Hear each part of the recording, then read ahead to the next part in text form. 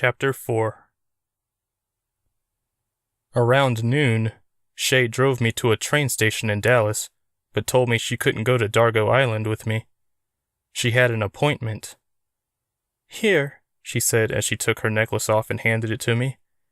"You should wear this at all times, on and off the island."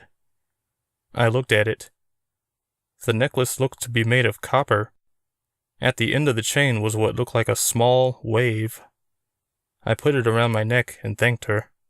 I stepped onto the train and was repulsed by how filthy it was.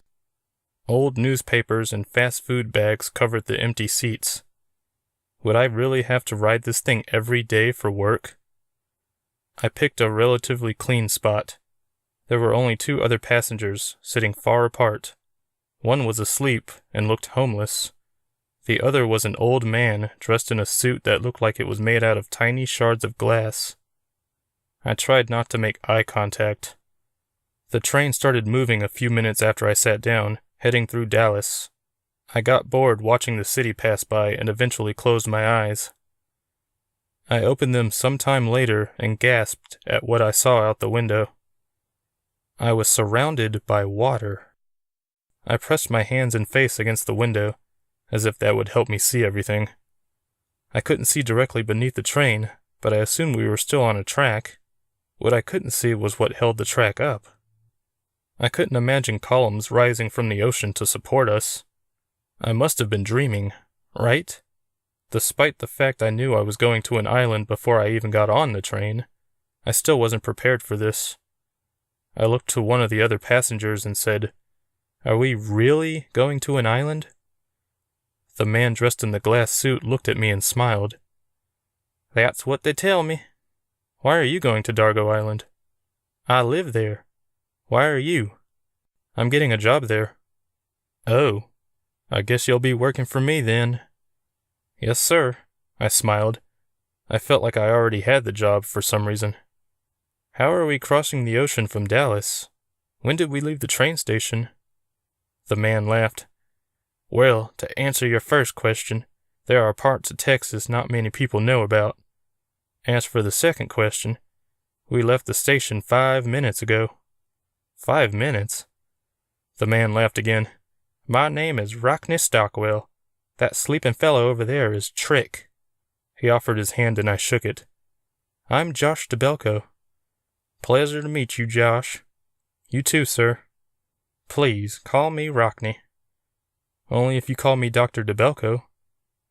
Rockney stared at me for a moment. "That was a joke," I said quickly. "You don't know me well enough to know my sense of humor." Rockney suddenly burst into laughter. It was a pleasant, squeaky laugh. I liked it a lot. "Well, Dr. DeBelko, I think you'll like the job. It's easy. It's a very eclectic community full of colorful characters." The pauses made me curious, but I said nothing, only nodded. "I guess I'm lucky there's an opening. I don't have to meet the security company or anything." "You just did, and I think you're perfect for the job. Though lucky is a strong word." I like to think I'm perceptive, and I didn't like that last statement. Did something happen to the other guy? Rockney looked away, taking in the sun through the tinted window. "He died," the kindly old man said. "Oh, how?" Rockney noticed my necklace. "Where did you get that?" he asked. I held it up. "My friend, Shay Harris, gave it to me today. She's the one who told me about this job." "Shay gave you that necklace?" "Keep it on you at all times while traveling to and from the island." "She told me the same thing. Is it important or something?" He looked over his shoulder again, at the ocean this time. "Yes, Dr. DeBelko. It's very important, if she felt the need to give it to you." "Do you have one?" I asked. "No, I don't need it. Just newcomers." Despite the ominous warning, I was excited about this journey. I was traveling over the ocean in a rail train, in a part of Texas not many people know about. I felt like I was in a dream. I didn't quite know how I felt about having to leave my truck in a parking lot every day in order to take this train to work, but I would worry about that later. What do you do for a living? I asked Rockne. I don't work. I simply walk around the city in this wonderful suit. Why? He studied me. Dargo Island is nice, but what's nicer is getting away from that place for a while. The train continued on, and for the first time, I realized how quiet it was. It had been noticeably loud when we left the station, like all machinery, but now it made no noise whatsoever. You can hear the ocean now, Rockne said suddenly. Are you a mind reader? I asked. Rockne shrugged. This train is made of very special material. You only hear the ocean if you want to. If not, you can drown it out, so to speak. I wasn't sure how that was possible, but I decided to try. I simply focused on Rockne. How long does it take to get to the island? I asked him. I could still hear the water around us. 5 minutes. No way. I looked out the window again, but saw nothing except ocean and sky. How long have we been traveling now? 5 minutes. It's been longer than that, hasn't it? I told you this train is special. He spread his hands and grinned. Do you still hear the ocean? I listened but heard nothing. Nothing at all. Some time later, the train slowed down. I only noticed because the water didn't pass as quickly as before. I almost fainted when the ocean suddenly ended in a large waterfall bigger than Niagara Falls. It stretched on forever on both sides of the train. I braced myself, expecting a long, deadly fall. It never came. We continued on our way, seemingly riding on air. I suddenly heard the roar of the waterfall as if someone had unmuted a TV.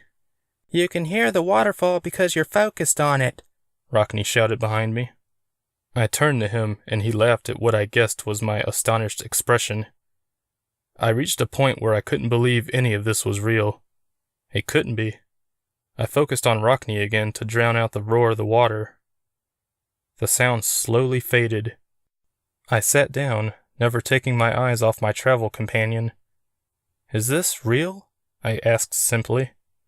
Indeed, it's all very real. The edge of the world, as I would later come to call it, was half a mile past us now. The water fell into a hazy abyss. Moments later, we passed tropical plants, and then we stopped. We have arrived at Dargo Island, Rockne announced. I followed Rockne off the train onto a platform that looked like it was made of crystal. I looked back the way we had come and could barely see the edge from here. I couldn't see the track at all. It'll return when it's needed, Rockne said.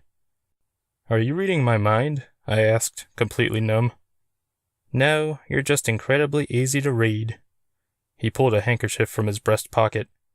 Your nose is bleeding. I didn't doubt it. I was terrified. I took the kerchief and wiped my nose. I can't believe any of this is happening, I said, breathless. My head pounded. You'll come to believe in time. Shay must have seen something special in you if she sent you here. Rockne raised a good point. Why had Shay trusted me with this place? I saved her from a tornado, I said in a dull, dreamy voice. I was still getting acclimated to this new environment. My heart was racing, my nose gushing. I couldn't feel my fingers or toes either. I think you should sit down, Dr. DeBelko. Rockne pointed to a bench. It looked uncomfortable, but was anything but. This is a secret place. Not many people know about it. You're one of the special few, Josh. You're a hero. You belong.